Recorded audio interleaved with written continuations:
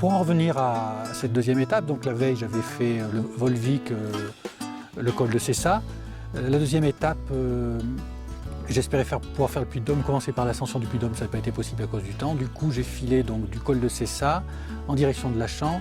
De Lachamps en passant vers le puits de la Vache et la Solace, je suis allé vers Eda, qu'on franchit au col de la Ventouse, il faut faire attention aux voitures. Col de la Ventouse, je suis allé à Sauzet-le-Froid, puis Pessade. Et à Pessade, comme j'étais plutôt en forme et tout allait bien, qu'il faisait enfin beau, je voulais finir au lac de Servières. Bon, le problème à Pessade, c'est qu'il y a deux GR. Le GR 441 croise le GR 4, qui lui traverse toute la France, enfin en tout cas qui va de l'Atlantique à la Méditerranée, je crois. Et j'ai pas pris le bon GR, et plutôt qu'arriver au Servières où j'avais que 4 km à faire, j'ai fini au col de la Croix-Saint-Maurent, donc j'ai dû rallonger une dizaine de kilomètres, voire plus, puisqu'il a fallu que je descende sur la route pour pouvoir être récupéré.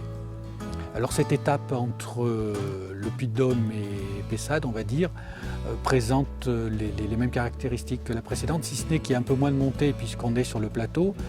L'intérêt, c'est effectivement qu'on traverse des sous-bois, notamment à Lachamps. On voit aussi des puits dénudés, comme le puits de la Vache ou la Solace.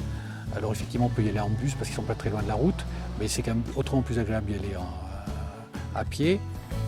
Après, donc effectivement, quand on arrive vers la Ventouse, on a une vue sur le lac d'Eda.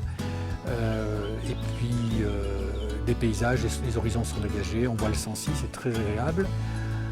Une fois donc à Pessade, si on ne se trompe pas, on peut arriver au lac Servières, mais ça c'est notre histoire que je vous raconterai une autre fois.